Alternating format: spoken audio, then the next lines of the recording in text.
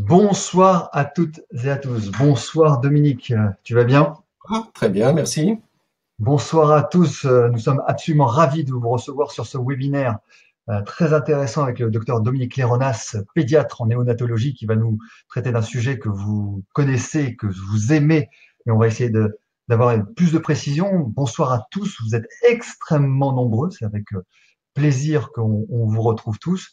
Un petit salut particulier à Thierry, euh, que je salue et ça me fait bien plaisir de te retrouver ici. Bonsoir à tous. Je vois que vous venez d'un petit peu partout, du nord, du sud, de toute la France. Vous êtes des kinésithérapeutes, des ostéopathes, des sages-femmes, de tout. C'est vraiment un grand plaisir. Donc ce soir, petit webinaire d'une heure 10 à peu près, en fonction des échanges et des questions qui auront lieu. N'hésitez pas à préparer vos questions pour pouvoir être le plus interactif possible. Ce webinaire est pour vous.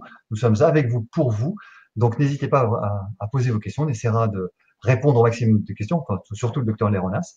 Et quelques petites précisions techniques pour le moment.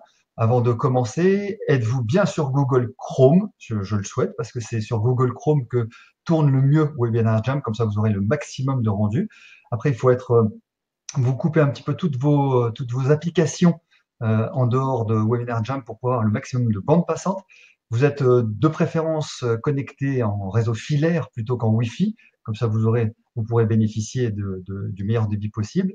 Et dernière chose, préparez des petites notes et un petit verre d'eau pour pouvoir être au top pour ce webinaire. Donc, encore une fois, n'hésitez pas à préparer vos questions. On essaiera d'y répondre au fur et à mesure. Quelques précisions sur le torticolis et la plagiocéphalie qui vont être traités par le docteur Léonas. Euh, Dominique Léronas, tu es pédiatre en néonatologie, donc néonatologiste, je l'ai bien dit. Oui, ça va. Tu as exercé pendant quelques dizaines d'années à l'hôpital d'Antony, donc tu as une petite expérience en réanimation et donc en néonatologie, donc on peut t'appeler pédiatre de maternité. Tout à Si fait. tu as des précisions sur ton parcours. Bah, si je prends la parole ce soir face à des ostéopathes et des kinés qui sont ceux qui sont appelés à traiter la plagiocéphalie, c'est qu'en tant que pédiatre, c'est un sujet qui est préoccupant puisque ça concerne l'évolution du petit nourrisson. Et quand en maternité, on libère un bébé dans la nature, on a envie que son devenir soit le meilleur possible. Et on se rend compte parfois plusieurs semaines ou mois après qu'il s'est passé quelque chose qu'on n'a pas maîtrisé. Donc nous avons un travail en commun à faire sur ce sujet des déformations crâniennes. Alors, c'est véritablement un sujet très, très préoccupant et très d'actualité, parce qu'il y a quand même pas mal de dissensions et pas mal de désaccords, mais on y reviendra un petit peu plus tard. Est-ce que déjà, dans un premier temps, même si beaucoup de personnes qui sont là le savent, est-ce que tu peux juste donner une petite définition des torticolis et des plagiocéphalies, et éventuellement des différents types de plagiocéphalie qu'on peut rencontrer, avant de parler des origines, bien sûr. Alors, plagiocéphalie, étymologiquement, plagiocéphalie, ça veut dire tête plate, c'est très Mhm. simple. On distingue habituellement les plagiocéphalies postérieures symétriques, qu'on appelle plus volontiers des brachycéphalies, c'est-à-dire des raccourcissements de la tête dans le sens antéro-postérieur, Mhm. et puis les plagiocéphalies asymétriques, probablement plus préoccupantes, dans lesquelles le plus grand diamètre de la tête est oblique, avec un aplatissement postéro-latéral, donc le plus souvent occipito en diamètre occipito-frontal. Mhm. Et ce sont ces plagiocéphalies-là, surtout, qui, à l'heure actuelle, sont en pleine efflorescence et sont préoccupantes. Alors, quelles sont en définition rapide, quelles sont les différentes origines de ces déformations? Est-ce qu'elles sont d'origine congénitale, c'est-à-dire est-ce que c'est un problème dans le ventre de la maman ou est-ce que c'est un problème postural après? Alors, en pédiatrie, on connaissait les déformations de la tête liées très rarement à une craniosténose ou craniosynostose, donc à une soudure prématurée d'une suture ou de la partie d'une suture crânienne. C'est une situation qui est rare, qui se termine en neurochirurgie et dont le diagnostic est facilement confirmé par la palpation des sutures, éventuellement par un examen radiologique, il est bien rare que en sortie de maternité ou en tout cas dès les premières semaines, on puisse passer à côté. Ça, c'est les crâniosynostoses, mais c'est une toute petite partie du problème, une partie très particulière. On connaît la déformation naturelle de la tête du bébé à la naissance, liée à la traversée du bassin, au modelage du crâne, et qui disparaît normalement très vite dans les premiers jours, mais on y reviendra tout à l'heure pour voir que c'est pas toujours si simple. Et on connaissait aussi les déformations du crâne des prématurés qui autrefois étaient sérieusement contraints, ligotés sur leur lit de réanimation du fait d'un appareillage complexe et des contentions extrêmement serrées. Voilà. C'est tout ce qu'on connaissait en pédiatrie jusqu'à il y a une vingtaine d'années où on a vu apparaître ces plagiocéphalies postérofrontales ou fronto-occipitales de plus en plus nombreuses et pour lesquelles un lien très évident a été établi avec la position de couchage et avec l'évolution des habitudes. On va revenir sur les modes de couchage un petit peu plus tard. Juste quelques précisions sur la croissance et l'évolution du crâne. À quel moment, pour au moins situer la problématique, on sait qu'évidemment que le crâne du bébé n'est pas soudé et ossifié. Quelles sont les principales étapes qui nous permettraient de suivre justement l'évolution du crâne? À quel moment peut-on prendre en charge une plagiocéphalie et jusqu'à quand, c'est la question, jusqu'à quand peut-on encore prendre en charge une plagiocéphalie?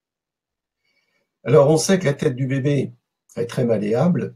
Elle l'est heureusement avant la naissance, puisque justement, le modelage du crâne du fœtus permet de gagner quelques millimètres, voire centimètres de tour de tête, ce que les mamans apprécient beaucoup pour le laisser sortir. Et cette plasticité de la tête perdure jusqu'à la fermeture des sutures et des fontanelles pour permettre la croissance extrêmement rapide liée à la myélinisation du cerveau. Effectivement, à la naissance, la myélinisation est très, très incomplète et c'est surtout ce gain en substance blanche, en connexion intraneuronale, interneuronale, qui va faire l'augmentation très rapide et très précoce du volume crânien, puisque en 6 mois, la boîte crânienne augmente double son volume quasiment. Un bébé de 3 ans a un volume crânien d'adulte. Donc, cette croissance extrêmement rapide sur une tête malléable, a besoin d'avoir cette plasticité crânienne pour permettre la croissance. En fait, le crâne se développe par la pression du cerveau qui pousse en dessous. Donc, à partir pour compléter ma question, j'imagine que les déformations crâniennes, qu'elles soient d'origine posturale ou congénitale, jusqu'à quand peut-on les prendre en charge? Quand il y a une déformation déjà établie, on va voir en prévention après, mais jusqu'à quand? Est-ce qu'on peut encore traiter un crâne qui a 3 ans? D'un bébé de 3 ans. Certainement non. Sur le plan strictement mécanique posturale, il faut profiter de la période de croissance rapide pour posturer la tête du bébé de telle façon qu'elle rééquilibre sa forme, regagner une forme harmonieuse. Et ceci est évidemment d'autant plus efficace que qu'on profite de la période de croissance rapide, donc dans les 5 à 6 premiers mois. Passé les 5 à 6 premiers mois, la croissance céphalique va se ralentir très très vite et le posturage va devenir insuffisant. Donc, dans la prise en charge des plagiocéphalies, il y a une étape ultra précoce qui est dès la maternité, on peut en parler tout à l'heure, dès la maternité, détecter les bébés à risque d'avoir une position asymétrique persistante et travailler tout de suite sur le posturage et sur la libération de la mobilité de la tête. Ça, c'est effectivement le travail qu'on va confier aux kinésithérapeutes et aux ostéopathes pour permettre à ce bébé d'avoir une mobilité suffisante pour alterner de lui-même ou en tout cas répondre aux incitations et modifier les appuis crâniens. Donc, c'est extrêmement tôt, c'est dès les premiers mois. Et en pédiatrie, on observe dès la première consultation à 1 mois des déformations crâniennes déjà avérées. Mhm. Alors, Alex, attendez une seconde parce qu'il y a Ben et Alexandra qui ont un petit problème de connexion, donc n'hésitez pas à vous reconnecter ou bien à être bien sur Google Chrome parce que c'est sur Chrome que ça va mieux fonctionner. Donc nous on a du bon débit, j'espère que tout le monde a un bon débit. Alors, peut-être que c'est un problème de bande passante ponctuellement, mais n'hésitez pas à vous reconnecter. Ok, à tout de suite, à tout de suite. Alors, est-ce qu'il est possible de faire la différence entre une plagiocéphalie qui est liée à une malposition dans le ventre de la maman et comment dire, et un torticolis postural? Je cherche le mot. Alors, je ne suis pas un spécialiste du torticolis. Le torticolis congénital tel qu'il est décrit par les orthopédistes avec un hématome du sternocléidiomastoïdien est pour nous pédiatres une constatation rare. Par contre, ce qui est beaucoup plus courant comme constatation, c'est que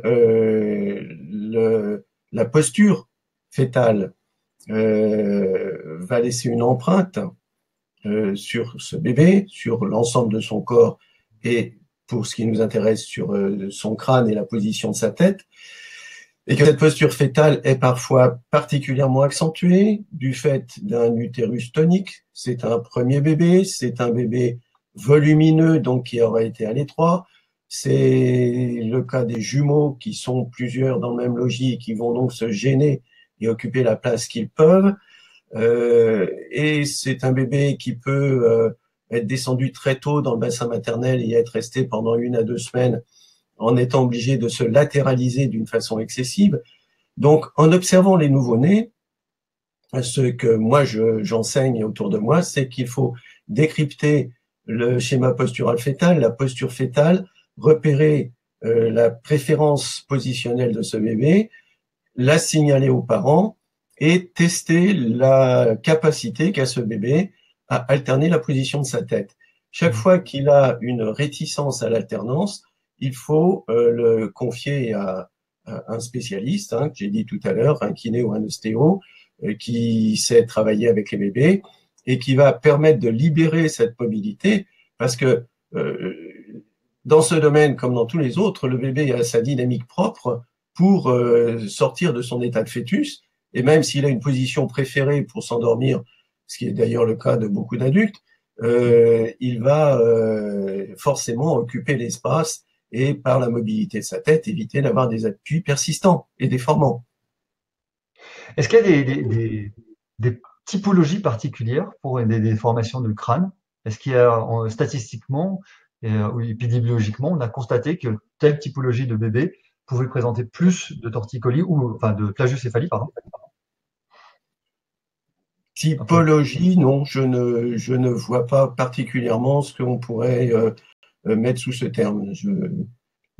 Alors, une fois que le bébé est sorti, si j'ose dire, quels sont les premiers conseils que tu pourrais donner aux parents et aux praticiens, parce qu'on a des kinés et des ostéopathes ce soir principalement. Quels sont les premiers conseils que tu pourrais donner? Est-ce que une visite de routine chez le kiné ou chez l'ostéopathe est absolument nécessaire ou bien c'est optionnel? Je ne pense pas qu'elle soit systématiquement nécessaire. Par contre, je pense qu'il faut en parler dès la maternité aux parents comme étant un recours précoce. Il ne faut pas leur dire attendez de voir si dans 6 mois ça va mieux. Il faut qu'ils aient, à défaut d'avoir déjà rencontré un ostéopathe en maternité, ce qui peut se faire dans certaines maternités, dont celle où je travaille par chance, mais pas encore dans toutes les maternités.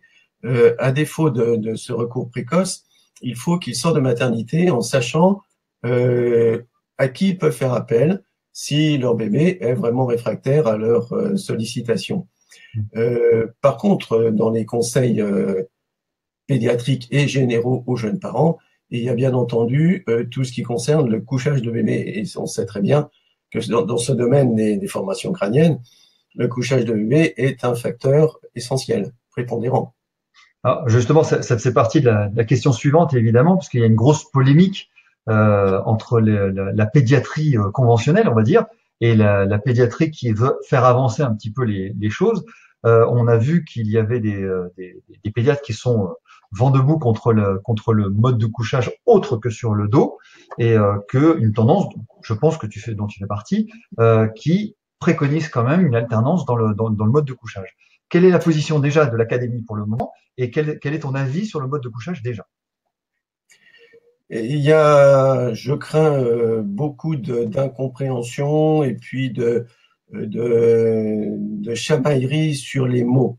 Mhm. Euh, Très rapidement, pour refaire quand même une historique de la position de couchage, parce que c'est nécessaire, Mhm. euh, à la fin des années 70, les pédiatres ont perturbé les mamans, les mamies et tous les gens qui s'occupaient de bébés en imposant le couchage en position ventrale.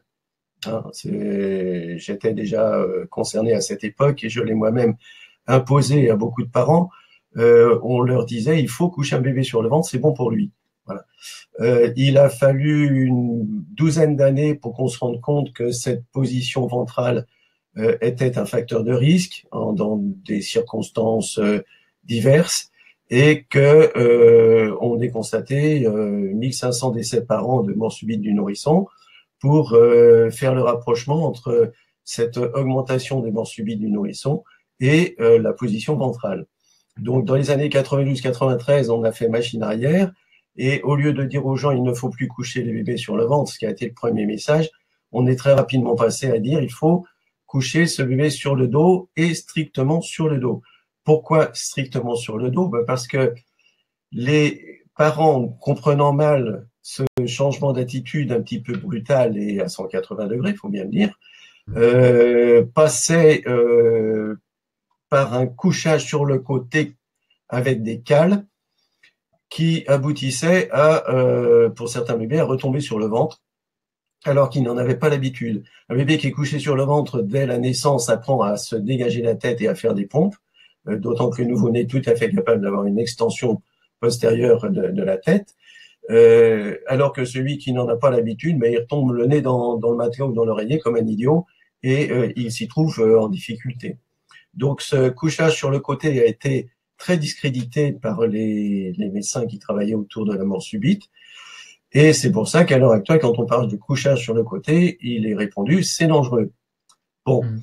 euh, le problème, c'est que les pédiatres n'ont pas compris la leçon des années 80 et ils continuent de vouloir imposer quelque chose alors que la position simple et logique que j'essaie de moi montrer aux parents, c'est que quand on pose un bébé prétendument sur le dos, dans la majorité des cas, il va retrouver sa position fétale, qui n'est pas une position dorsale stricte, fort heureusement pour lui, parce que ça crée des tensions au niveau de la région, de la jonction cervico-dorsale, et ça fait des bébés qui sont idiots de leur mobilité, excusez-moi l'expression, mais qu'il va se mettre dans une position de trois quarts, la tête tournant toujours d'un côté et entraînant progressivement la ceinture scapulaire, puis la ceinture pelvienne. Il va se retrouver dans sa position fétale, un petit peu en forme de haricot. Et c'est la position dans laquelle il est naturellement bien. Donc, il faut ficher un peu au bébé, il faut arrêter de leur imposer des choses, il faut déconseiller les accessoires de puriculture qui visent à bloquer le bébé dans une certaine position parce que ça lui retire toute initiative et toute possibilité adaptative. Et il faut veiller à ce qu'il accepte de prendre la même position quand on lui tourne la tête de l'autre côté, en miroir, et toujours dans cette position trois quarts qu'il adopte très spontanément en quelques minutes. Voilà. Pour moi, c'est mon credo, c'est ce que je montre chaque fois que j'examine un bébé en maternité, c'est ce à quoi j'encourage et j'incite les parents. Et la limite, c'est si un bébé est réfractaire à l'alternance de position, alors il faut trouver quelqu'un qui lui libère la mobilité de sa tête. Alors, il y a énormément de réactions sur non seulement le mode de couchage, mais surtout sur qu'en est-il des Kukuna Baby, qu'en est-il justement des systèmes où le bébé est complètement entravé. Quel est ton avis là-dessus? Parce qu'apparemment, Armelle pose la question et c'est pas la seule sur ce type de maintien du bébé. Alors, quand on voit un nouveau-né dans un cocoon à baby, on est jaloux parce que ça paraît très confortable. Bon, maintenant, il faut comprendre que cocoon à baby, c'est un instrument de posturage qui a été conçu pour les petits prématurés qui n'ont pas un tonus suffisant pour se maintenir dans une position physiologique et qui se détériorait les articulations, en particulier l'articulation de la hanche. Je renvoie aux écrits et aux travaux du docteur Albert Grenier, qui a beaucoup travaillé sur la motricité du nouveau-né et du prématuré. Et quand on met un nouveau-né dans un cocoon à baby, on le maintient dans son statut fœtal et on l'empêche un peu, parce que c'est tellement confortable qu'il bouge plus là-dedans, hein, et on l'empêche de gagner en mobilité. C'est la limite du cocoon à baby. Donc, on va pas brûler le cocoon à baby, on va dire que ça peut être confortable dans une période de transition, mais que ça ne doit pas être prolongé indûment. Tout ce qui cale le bébé, tout ce qui vient gêner sa mobilité, à mon sens, est contraire à son développement. Alors, il y a une question de Thierry sur la courbe. Je lis sa question. Hein. La courbe des MSN, de mort subite du nourrisson, a diminué de 75% depuis le couchage sur le dos. On a évité toutes les erreurs techniques du milieu parental. Où en sommes-nous aujourd'hui sur les véritables causes de ces morts subites, maturation du système nerveux central ou autre? Est-ce que tu as des pistes de réflexion là-dessus? La mort subite du nourrisson, qu'on appelle maintenant mort inopinée, hein, du nourrisson, on a modifié un petit peu les définitions et on a étendu la zone d'intérêt à un âge un peu plus élevé. On sait très bien depuis toujours que ce n'est pas un cadre nosologique précis, mais un constat. On constate qu'on trouve un bébé mort et on essaie de comprendre pourquoi. On a parfaitement compris le risque engendré par la position ventrale associé à d'autres facteurs que sont la fièvre, que sont l'obstruction nasale, et qui faisait qu'un petit nourrisson enrhumé en position ventrale était en danger parce qu'il avait finalement une respiration qui devenait de plus en plus difficile, un recyclage des gaz expirés qui le mettait en asphyxie chronique et progressivement une perte de vigilance, avec en plus une thermolyse qui est beaucoup moins bonne en position ventrale qu'en position dorsale. Et de fait, dans aucune culture, on a préconisé de coucher les bébés sur le ventre. C'était une injonction strictement pédiatrique dans les années 80 dans certains pays occidentaux. Donc c'était une attitude néfaste. Bon, maintenant, quant aux causes de mort subite, elles sont comme toujours multiples et il reste à l'heure actuelle surtout les 200 à 300 morts subites avec beaucoup de causes non retrouvées, beaucoup de bébés qui meurent sans explication. La seule explication simple quand même, c'est de comprendre que le petit homme est un être inachevé qui est dans une phase de transition, qu'il est encore imparfait et qu'il est exposé à qu'il a beaucoup de fragilité intrinsèque et qu'il faut certainement pas grand-chose pour le déstabiliser.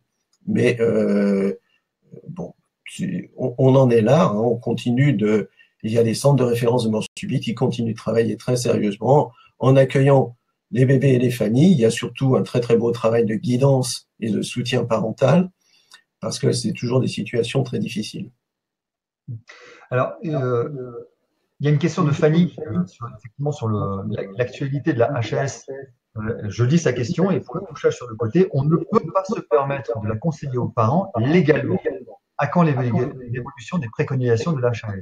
Sauf erreur de ma part, et je pense que tu y as participé aussi, l'HAS est en train de bouger puisqu'il y a eu une petite actualité l'année dernière. Pas des recommandations, pas les changements de recommandations, mais au moins sur un mémo qui semblerait vouloir partir de la HAS. Dis-moi si je me trompe. La HAS propose un groupe de travail pour discuter sur ce sujet, ce que moi j'appelle un mauvais jeu sur les mots. du couchage sur le côté. Hein, je vais vous expliquer il y a 5 minutes le pourquoi du refus du couchage sur le côté, considéré comme dangereux. D'autres pédiatres comme Thierry Marc maintiennent à juste titre qu'un nourrisson ne peut pas se retourner de lui-même du dos sur le ventre. C'est tout à fait vrai avant plusieurs mois, rarement avant 4 mois en tout cas. Mais ce que moi je préconise, ce n'est pas un couchage sur le côté. Je pose le bébé, on va dire, sur le dos, et c'est lui qui se latéralise. Donc je n'impose pas à un bébé une position de couchage, je le pose, on va dire, sur le dos, mais je ne le cale pas sur le dos, je ne le bloque pas sur le dos, ce qui serait contraire à son confort et à son développement. Est-ce que je poursuis la question de Fanny, est-ce que légalement nous serions on risquerait une poursuite ou on risquerait quelque chose de légal de préconiser le côté? C'est très difficile de répondre à cette question parce que il faut expliquer ce que ça veut dire coucher sur le côté. Hein. Moi, personnellement, je pense qu'à l'heure actuelle, ça serait effectivement très mal vu si quelqu'un marquait dans un carnet de santé coucher ce bébé sur le côté. Il suffit de prendre ce qui est mis dans les carnets de santé comme recommandation de prévention de la mort subite.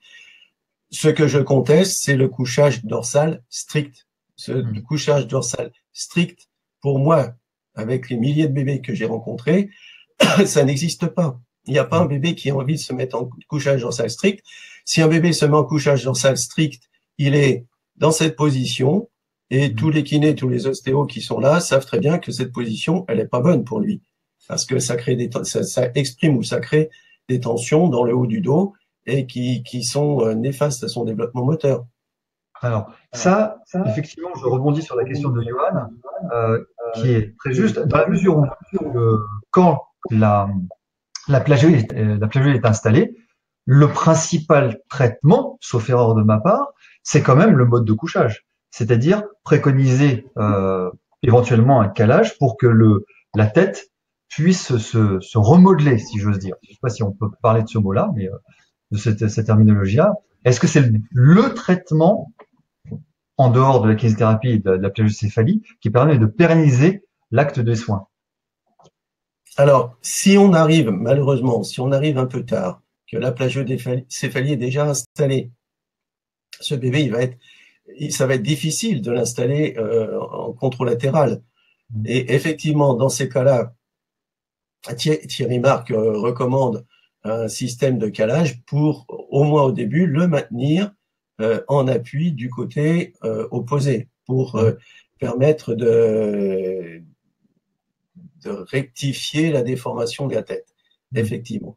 C'est une recommandation thérapeutique qui engage la personne qui la prescrit, mais on est déjà dans un semi-constat d'échec. Ça veut dire qu'on a déjà laissé passer du temps.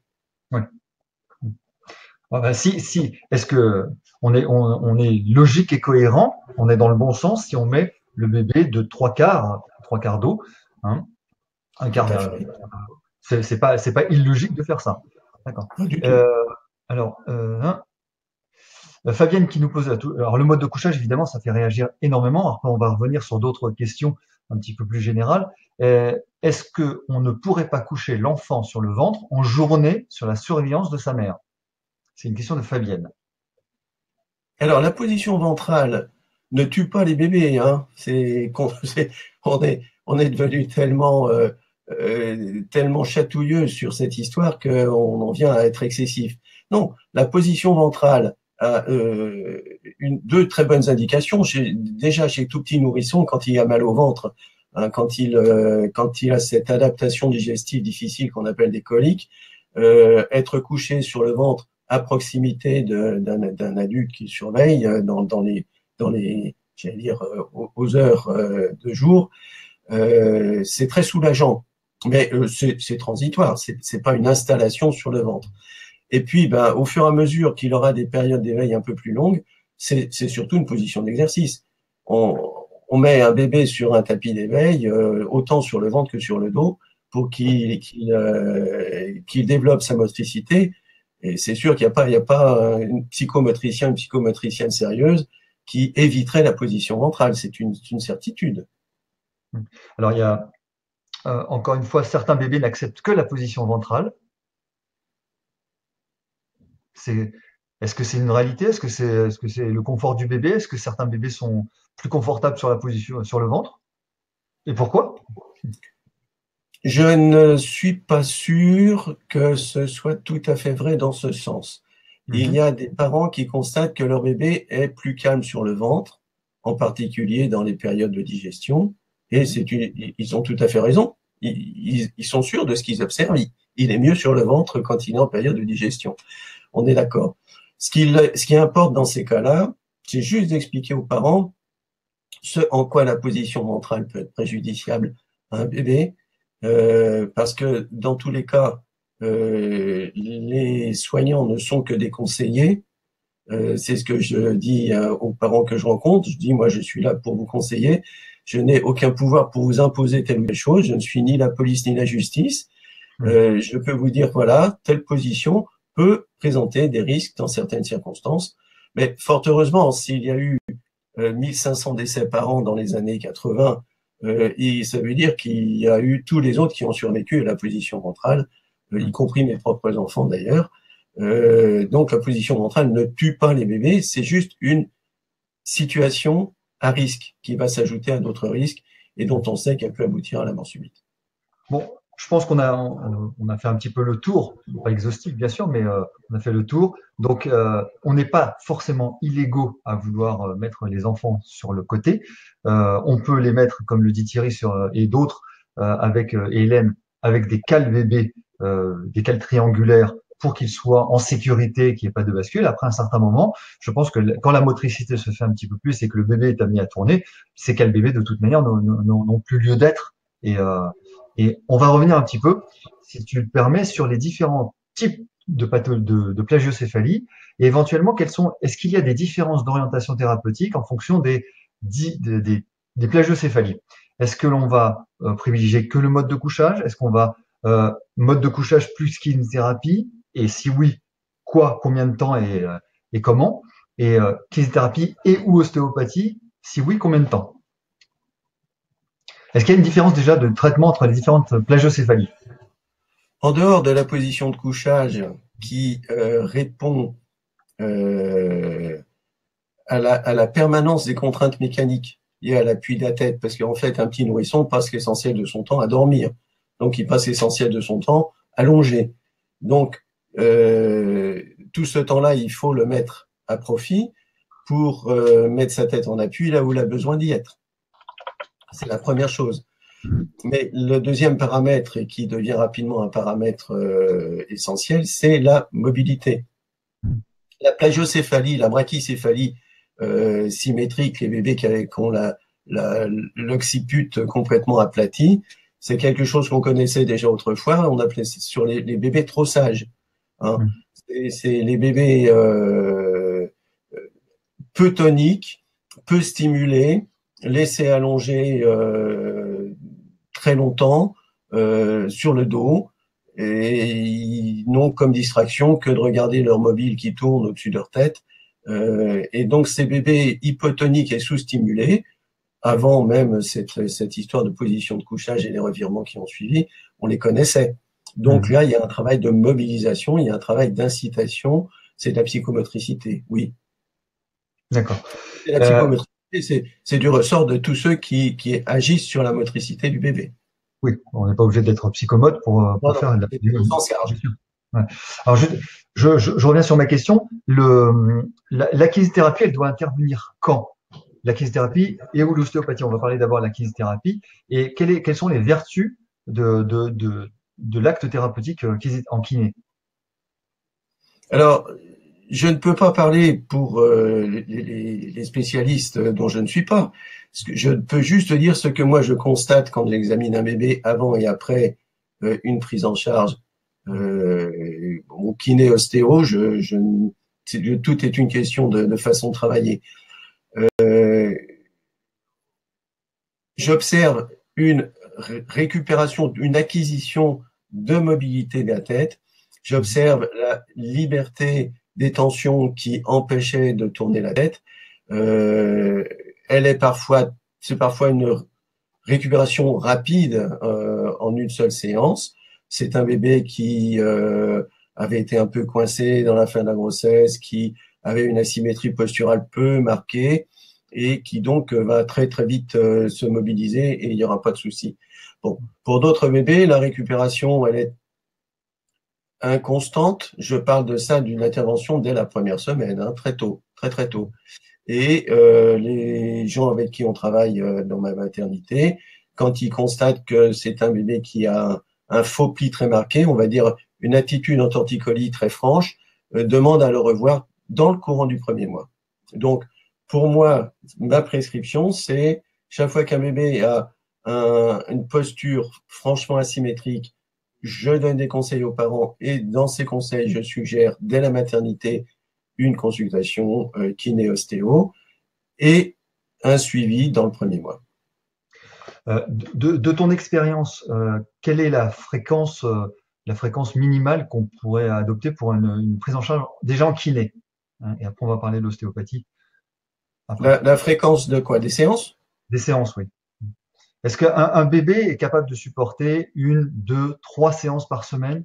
Est-ce qu'il y a un seuil qu'on ne doit pas dépasser en kinésithérapie pour ne pas saturer ou altérer la santé du bébé? Je vais un peu loin, mais c'est l'idée. Tu sais, quand il y a la kiné pour les pieds, il y a une séance tous les 2 jours ou tous les jours parfois, hein. Donc, la tolérance du bébé, je dirais que c'est beaucoup plus le relais parental qui compte. Mhm. C'est-à-dire que si les parents ont bien compris l'enjeu, si les parents ont bien compris et relaient correctement tout ce qui est postural et tout ce qui est stimulation du bébé, il n'y a pas forcément besoin d'intervenir 3 fois par semaine. Bon, par contre, on sait très bien qu'à l'heure actuelle, les jeunes parents se considèrent assez souvent peu compétents et ont besoin de s'en remettre aux spécialistes. Bon, si on sent qu'il y a cette relation de dépendance, alors je, je n'ai pas peur d'être très insistant précocement parce que notre constat à nous pédiatres, c'est de voir débarquer des gamins déjà 1 mois ou 2 ou 3 mois avec la tête très déformée et les parents commencent seulement à se poser des questions. Mhm. Donc, je préfère, de mon point de vue, qu'on en fasse trop très tôt plutôt que trop tard. Mhm. Alors, il y a effectivement beaucoup de réactions sur le fait qu'il y a une complémentarité évidente entre les kinés et les ostéopathes, et que les kinés ont une gamme de compétences et les ostéopathes en ont une autre complémentaire. Donc ça, il est évident, et c'est pas moi qui vais le contredire, hein, Thierry, que ce soit Thierry, Fanny, etc., tout le monde dit qu'il y a une vraie complémentarité. À partir de quand peut-on faire intervenir l'ostéopathe et jusqu'à quand? Ouais.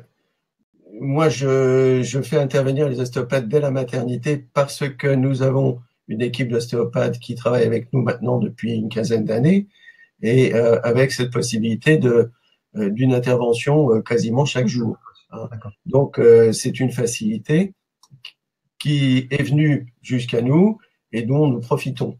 Je ne souhaite pas personnellement m'engager dans une distinction entre kiné et ostéo, puisque tout est une question de formation et kiné ou ostéo, il faut que ce soit quelqu'un qui ait appris à approcher les bébés dans cette situation particulière et qui sache avoir les gestes bénéfiques. Donc, il n'y a pas pour moi de concours d'étiquette, c'est plus une question de formation.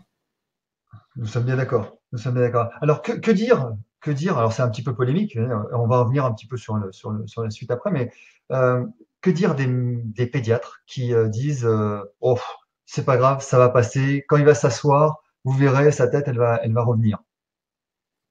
Voilà, les pédiatres, c'est une vraie catastrophe. Mais il n'y a pas que il y a pas que pour les plagiocéphalies. Oui. Mais non, le, le- le- c'est très attristant. C'est très attristant ce déni euh, d'une réalité que chacun peut constater, et à commencer par les pédiatres d'ailleurs, parce qu'ils les voient arriver au cabinet. Et ils n'ont pas voulu pour beaucoup s'intéresser au sujet Et ce qu'ils font, ça s'appelait botter en touche. Hein. Bon, heureusement, ça commence à bouger. Il y a quand même de plus en plus de pédiatres qui sont conscients du sujet.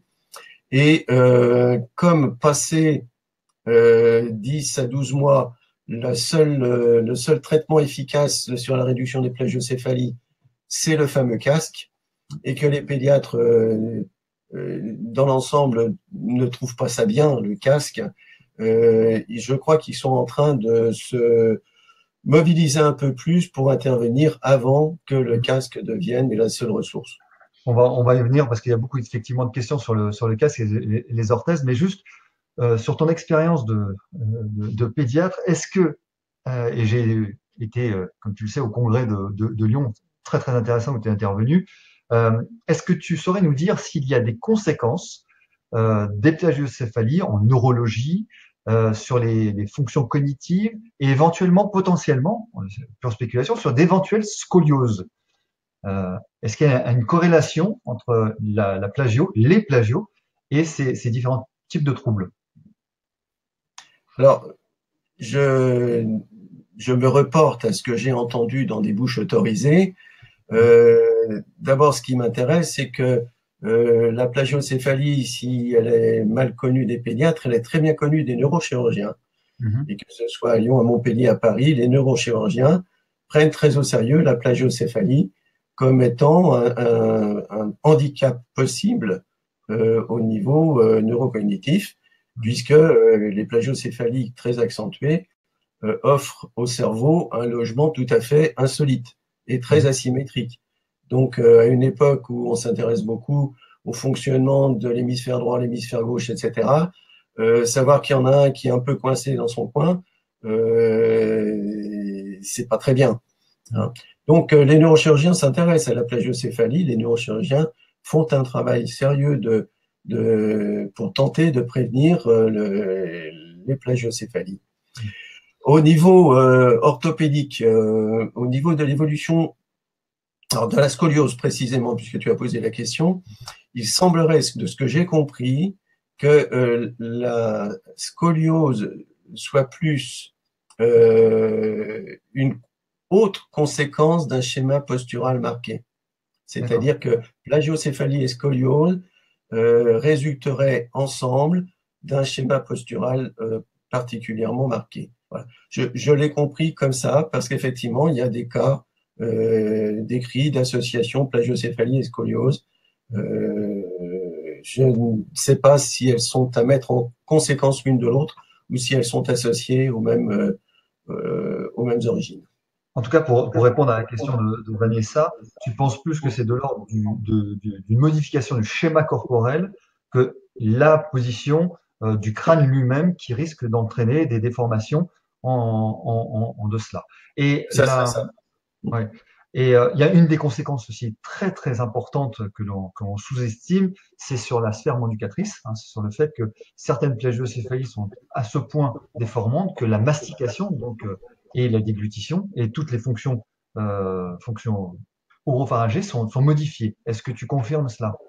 Ah, je confirme tout à fait. Sitôt qu'il y a un décalage important, vous savez, les plagiocéphalies sont évaluées par des mensurations des deux axes crâniens et de façon plus visuelle et simple par la position d'une oreille par rapport à l'autre. Mmh. En vision, en regardant le bébé par le sommet du crâne, on voit le décalage entre les deux oreilles. Il est évident que si on voit un décalage entre les deux oreilles, ça veut dire qu'il y a le même décalage entre les deux ATM et ça donne inévitablement une dysfonction mandibulaire. Et ça, je crois qu'à l'heure actuelle, les dentistes connaissent ça très très bien. Alors, dans le schéma, dans la dysfonction du schéma postural, beaucoup de questions sont posées et on voudrait avoir ton avis sur le syndrome de Kiss. Je ne connais pas.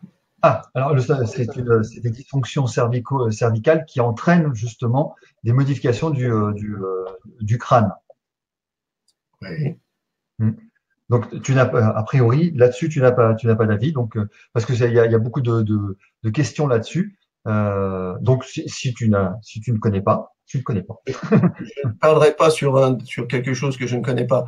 Ce que je sais par l'expérience de kinésithérapeute et de psychomotricien, c'est que associé à ce déséquilibre qu'est la plagiocéphalie, on peut observer des déséquilibres des acquisitions posturales qui, là encore, sont assez facilement négligés par les parents comme par les pédiatres. Tous ces enfants qui trouvent des modes de déplacement asymétriques en rameur, ces évictions d'appui d'un côté, ces préférences posturales, tout ceci s'associe à la plagiocéphalie. Là encore, conséquence ou association, c'est difficile, mais ça veut dire qu'un bébé qui a tendance à développer une plagiocéphalie en raison d'un schéma postural marqué mérite une surveillance prolongée jusqu'à la fin de ses acquisitions posturales, au-delà de sa première ou de sa deuxième année, et que je pense qu'à l'heure actuelle, les pédiatres sont pas du tout formés, pas du tout éveillés à ça, et donc il va falloir trouver d'autres anges gardiens pour ces enfants. Mhm. Alors, pour rebondir sur la remarque de Thierry, comme quoi l'information du KISS syndrome est encore bien mal répandue dans le monde de la pédiatrie, je précise que le KISS syndrome, ça reste une approche, une théorie, et a priori, ça n'a pas eu de publication, sauf erreur de ma part. Thierry ou Delphine, si vous voyez qu'il y a des publications, je veux bien en faire part à, à Dominique là-dessus. Alors, question très importante liée. Est-ce qu'il y a des conditions, c'est Marine, voilà, c'est Marine qui pose la question, est-ce que des conditions de naissance ont un impact sur la probabilité des plagios, d'apparition des plagios? Alors, je sais que De Gasquet avait fait une petite intervention très intéressante là-dessus. Euh, Pourrais-tu nous en Oui et parler? non. Alors, la réponse, c'est oui et non. Toujours la même notion entre cause et effet. Quand nous avons commencé à travailler avec une équipe d'ostéopathes, en l'occurrence Jean-Marie Briand, il venait s'intéresser aux bébés qui étaient nés à l'aide d'une extraction instrumentale, autrement dit de forceps, considérant que le forceps était un facteur de risque justement pour le crâne. Or, nous avons constaté en travaillant ensemble que le forceps est l'indicateur d'une position fétale, cause de dystocie, et que donc l'accouchement difficile à l'issue duquel on trouve un bébé qui a une posture asymétrique, c'est dans l'autre sens que ça se considère. C'est parce que ce bébé in utero est dans une position asymétrique, une position asynclite, une position mal fléchie, que l'accouchement va être difficile et qu'il va nécessiter un forceps. Donc le forceps, c'est pour nous le petit signal d'alarme qui nous dit attention, ce bébé était mal installé et il faut le regarder attentivement. D'accord. Bon, ça, c'était cette intervention de Gasquet qui était aussi assez intéressante. On va sur un sujet qu'on a évoqué, effleuré, c'est les orthèses. Les orthèses. Donc le casque, beaucoup de polémiques évidemment, beaucoup sont pour, d'autres sont contre. À quel moment, pourquoi, comment? C'est très simple. C'est très simple. Et là, je répéterai ce que dit Thierry Marc, parce que ça s'est frappé au sens de la logique. La croissance crânienne est très rapide dans les 5 à 6 premiers mois. À cette période, si on réussit à posturer le bébé, on va rectifier la déformation. La formation va se rectifier par la variation des appuis. Passé ces 5 à 6 premiers mois, la croissance crânienne est plus lente. La permanence des appuis est moins grande parce qu'il commence à se tenir assis, donc il est moins couché, donc le posturé a moins d'utilité. Et donc, on va avoir du mal, rien que par le posturage, à atténuer la déformation crânienne. Et c'est à ce moment-là qu'il va falloir trouver autre chose pour exercer sur le crâne des appuis qui sont plus les appuis du couchage. C'est tout. Donc le crâne vient, l'orthèse, le casque vient jouer ce rôle de remodelage non pas, contrairement à ce que pensent certains, en appuyant sur le crâne d'un certain côté, mais au contraire en laissant de la place là où il doit reprendre de l'expansion pour se rééquilibrer. C'est aussi simple que ça. Prenez une courbe de croissance de périmètre céphalique de nourrisson et vous allez cocher vous-même jusqu'à quel moment le couchage sera suffisant et à partir de quel moment il ne sera plus.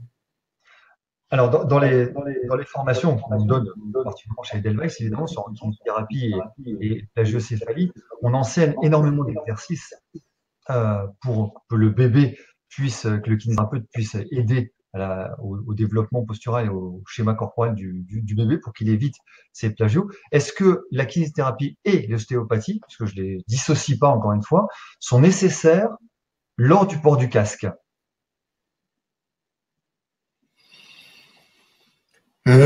J'aurais tendance à dire que beaucoup moins. J'aurais tendance à dire que beaucoup moins, bien que si on est dans le cadre d'une disharmonie motrice, il faut continuer un suivi. Mais il est évident que pour moi, le rôle essentiel de kiné-ostéo, c'est de permettre très tôt au bébé de faire son travail par lui-même. Oui, mais tu sais bien que de plus en plus, on retrouve des bébés à 4, 5 mois, 6 mois, voire plus avec ça. Donc, quand ils posent le casque, est-ce qu'on a besoin de continuer à les accompagner ostéopathiquement parlant et kinésithérapiquement parlant lors du port du casque? Et la suite de ma question, est-ce que le casque a des conséquences délétères sur l'évolution du bébé?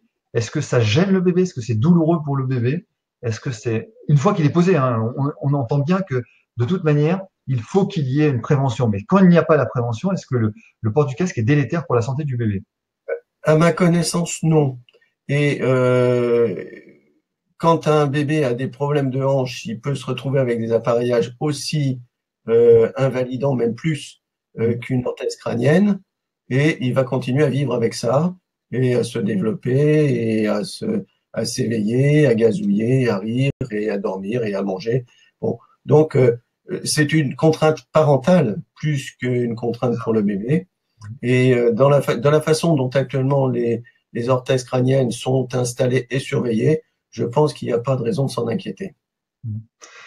Dans le suivi du bébé dans la plagiocéphalie, tout le long de la plagiocéphalie, est-ce que tu conseilles quelque chose de particulier? Est-ce que en dehors de la kinésithérapie et de l'ostéopathie, est-ce que tu as des conseils, le mode de couchage évidemment, est-ce que tu as d'autres conseils à donner à nos abonnés, à nos internautes là, pour qu'ils puissent bien dialoguer avec les parents? En plus de ce que j'ai déjà dit, je ne crois pas rien voir de plus développé. Pour revenir sur ta question précédente sur doit-on continuer de suivre en kiné ou en ostéo au-delà d'un certain âge, je dirais surtout que il est important de savoir distinguer le moment où on n'a pas d'efficacité, où il faut passer à autre chose. Retarder, c'est ce que font les pédiatres, c'est une ânerie. Ça serait dommage que les kinés et ostéos fassent la même chose. Il y a une question de Sophie qui nous dit, y a-t-il un lien entre plagio et rupture prématurée des membranes? À ta connaissance? Non. Non, à ma connaissance, non, vraiment non. Non, comme ça, c'est clair. Alors, effectivement, Thierry, il y a deux types de casques, actifs ou passifs. Et surtout, bon, un sacré marché, ça on le sait.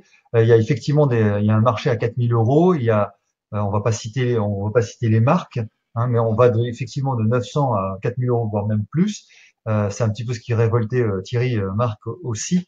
Donc le fait que ce soit pratiquement presque le même travail, mais avec des sommes complètement différentes. En revanche, la question de Thierry, c'est casque actif ou dit passif? Est-ce qu'il y a une différence et laquelle est-elle dans l'ordre? Je ne suis pas spécialiste en casque et j'en me remets à ce que dit Thierry Marc parce que c'est lui qui fait le plus gros travail sur la correction des plagiocéphalies. Et pour moi, le casque, il est, comme j'ai dit tout à l'heure, son but n'est pas d'appuyer là où le cerveau est déformé, mais de permettre la croissance là où il n'a pas poussé. Hein. Donc, je ne sais pas s'il faut dire actif ou passif. L'action, de toute façon, vient de l'intérieur parce que le modèlement du crâne ne sera jamais dû au casque, mais seulement à la croissance cérébrale. Ouais. Oui, pour rebondir sur ce que dit Hélène, apparemment l'efficacité des casques est vraiment différente en fonction du témoignage des parents, mais aussi du fait de la précocité ou du retard Bien sûr. d'action. C'est-à-dire si on met un casque à 7 mois, c'est vrai que l'efficacité est bien moindre. Hein. Mais bien sûr. C'est tout. Alors, n'hésitez pas à nous poser des questions parce qu'on arrive presque au terme de plus en plus. La connexion est mauvaise, mais je ne sais pas pourquoi, parce que la nôtre est bonne. Alors, une question. La préparation à la naissance, oui. Non, c'était pas une question. Euh, c'est une remarque d'Isabelle. La préparation à la naissance dans les postures maternelles pour mettre les bébés dans les bons starting blocks pour le passage du bassin peut aider au modelage de la tête dans les bons axes. Alors, ça, c'est une remarque très, très, très juste. Effectivement, dans les conseils qui sont donnés aux parents, il y a tout le portage dit physiologique qui permet aussi d'avoir une bonne position, non seulement de la colonne vertébrale, mais aussi de la tête. Est-ce que tu as un avis là-dessus? Oh, je suis très adepte du portage depuis déjà pas mal d'années. Simplement parce que je trouve ça extrêmement confortable pour les bébés et c'est très pratique pour les parents. Déjà, au premier degré. Dans ce cas précis des déformations crâniennes, quand un bébé est porté, il n'est plus allongé, donc il n'est plus en appui sur son crâne, donc il n'est plus en appui du mauvais côté. Normalement, bien sûr, là encore, ce n'est pas le simple fait du portage, mais de la façon dont il sera installé en portage. Si un bébé était installé en portage, la tête toujours tournée du même côté, il est moins en appui, mais le bénéfice est évidemment moins intéressant. Le portage est intéressant effectivement pour libérer la tête des appuis qu'elle connaît quand il est allongé. Oui, on vous invite pour les formations portage à venir sur notre site Edelweiss, évidemment, parce que il y a différents modes de portage et toutes les explications sont données lors des formations, comme sur la prévention du plagiocéphalie et de torticolis, où vous avez oui, il y a une formation sur Edelweiss qui est très bien faite. On vous la conseille évidemment fortement. Et, Sa maman et que c'est sa meilleure place, qu'il a le ventre en appui, que donc il a moins de coliques, qu'il a la verticale et que donc il a moins de rejets, qu'il a les hanches écartées et que donc ses hanches ont un meilleur avenir. Et en plus de ça, il y a la tête qui est dégagée des appuis. Donc c'est pour un pédiatre, le portage devrait être une prescription. Super. Merci pour ces précisions. Merci à vous tous d'avoir assisté à ce. Euh...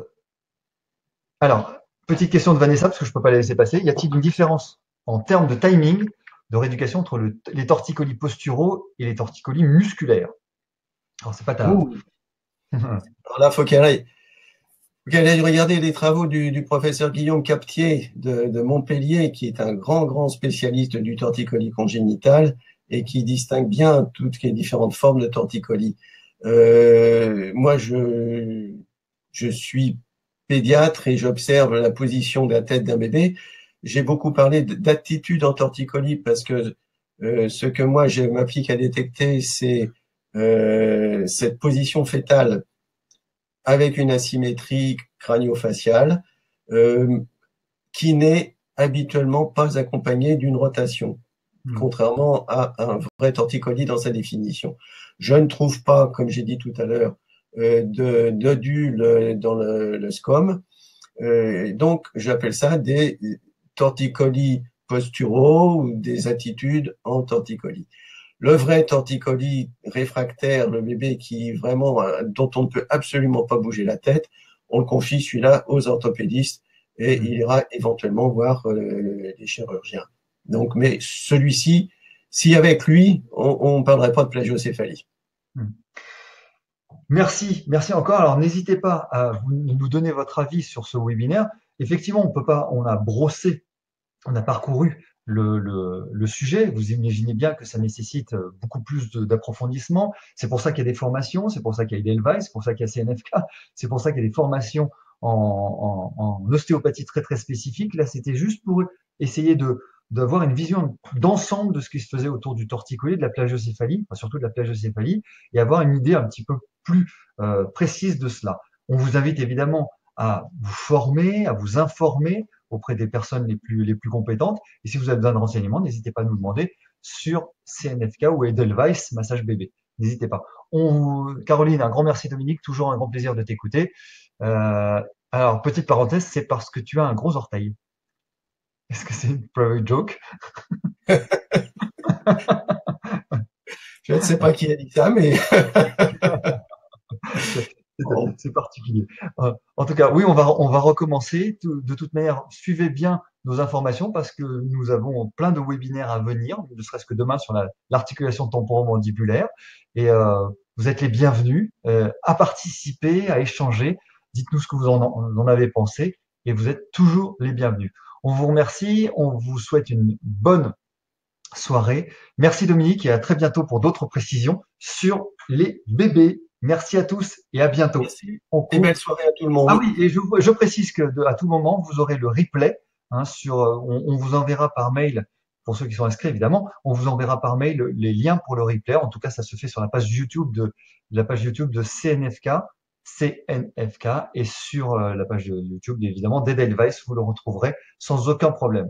Merci Dominique pour ces précisions, merci pour ton temps et pour ton savoir, ta bienveillance. À très bientôt, on vous embrasse tous et on vous souhaite une bonne santé. À bientôt. Voilà. Yes.